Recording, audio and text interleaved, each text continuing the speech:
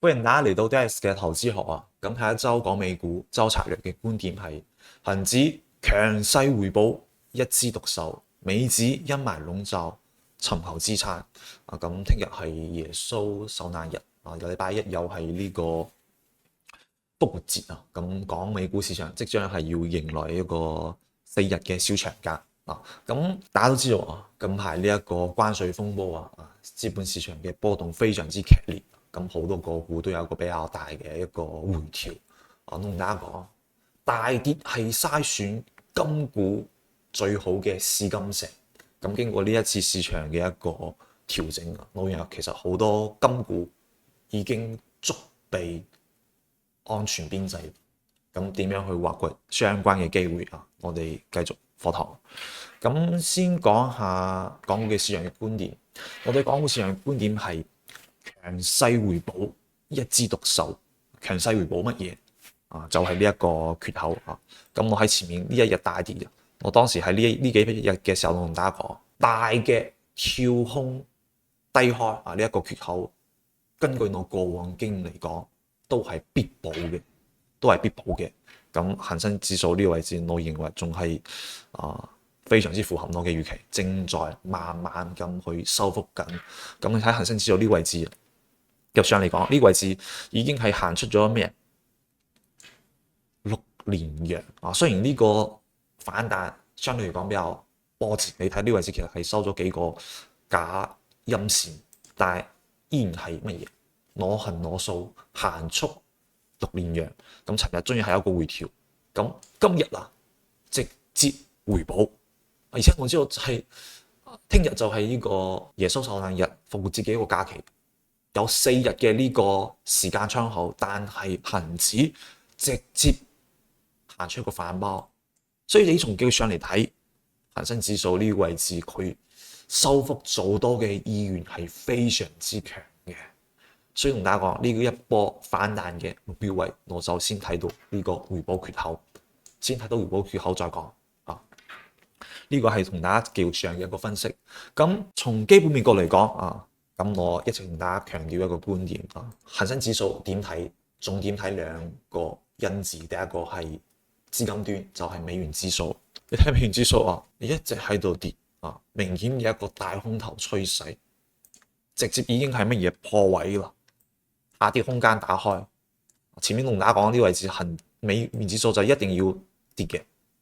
我最早係從呢個位置一直同大家講呢個美元指數係下跌空間打開。咁你睇呢個位置，目前講下跌仲有下一個乜嘢加速嘅形態所以美元指數喺呢一個持續貶值嘅背景之下，最利好嘅當然就係新興市場。咁新興市場裏面港股係非常之有價值嘅，係一個安全邊際非常之高嘅一個市場。最利好其實就係港股市場，所以喺呢一個背景之下，美國撤出嘅資金有望持續回補到港股市場裏面，呢一個係一方面。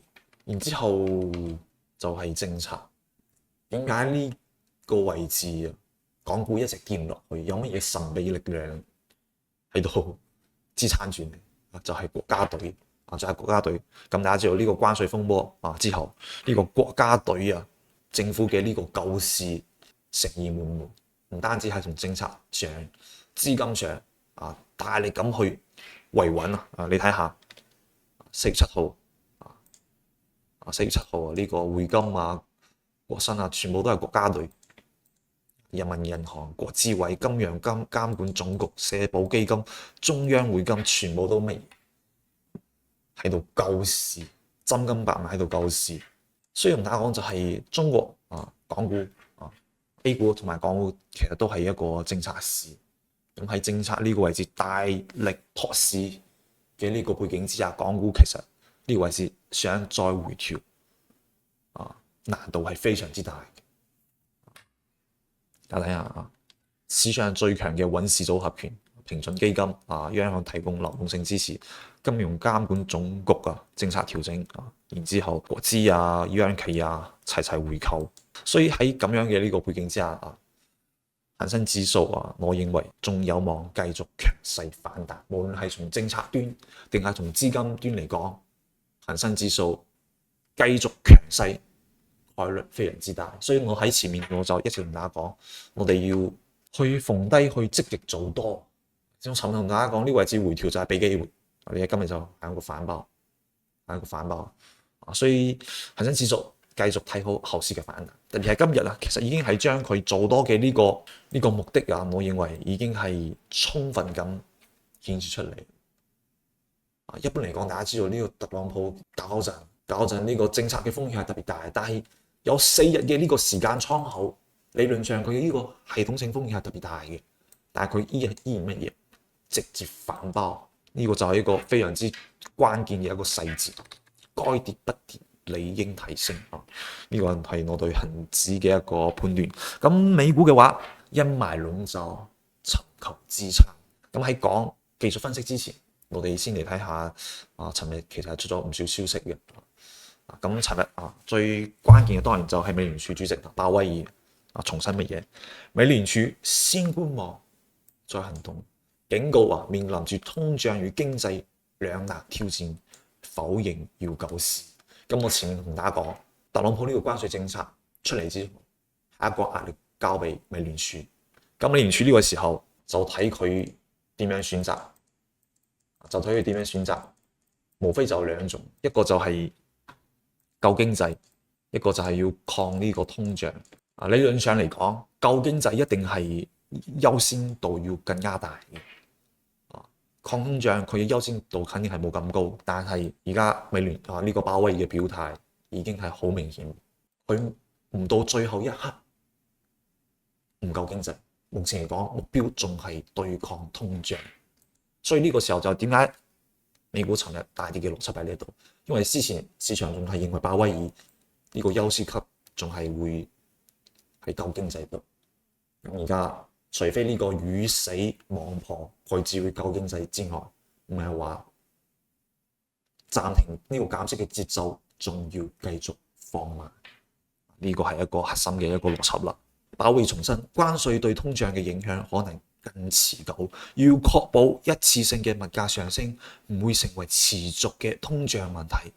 關稅水準甚至超出咗呢個美聯儲嘅上端預期，冇物價穩定就冇法實現流動力市場嘅長期強勁。好明顯嘅一個表態。然之後下一個事件尋日出咗個事件，英偉達宣布一季度對 H20 產品計提55億美元。55億美元。我睇下英偉達尋晚嘅呢個跌幅係咩？盤中一度暴跌10%，係創咗1月份DeepSeek 嗰一日以來最大嘅單日跌幅。點解喺呢個位置我哋要重點關注呢個消息呢？咁我哋知道就係英偉達係美股呢2年美股樓市一個核心嘅一個指標股。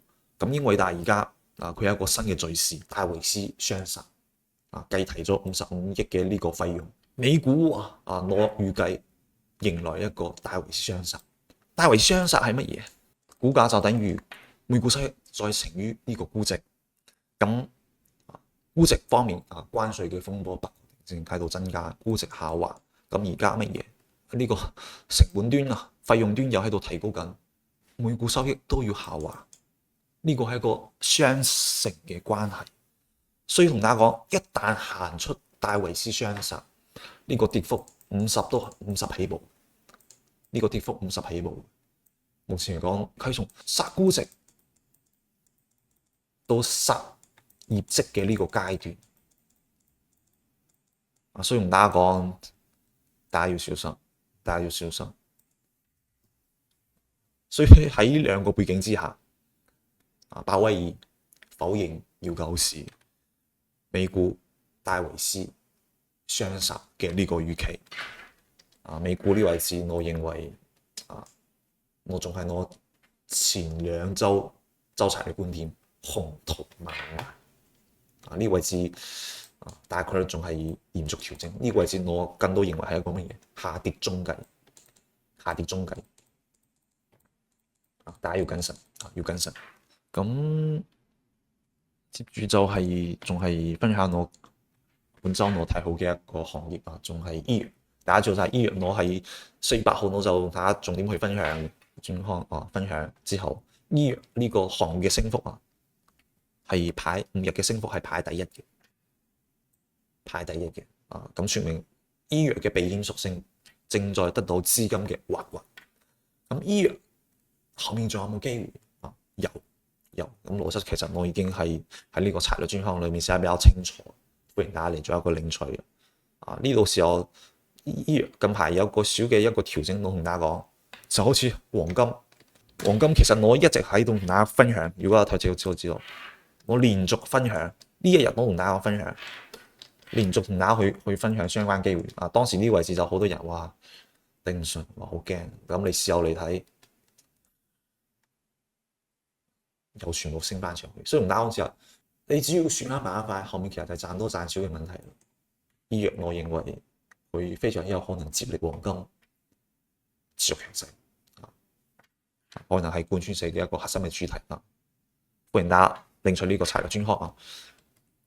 咁最後面講一個金股啊，講一個金股啊，仲係順達生物啊，順達生物呢個創新藥裏面非常之有潛力嘅一個公司啊！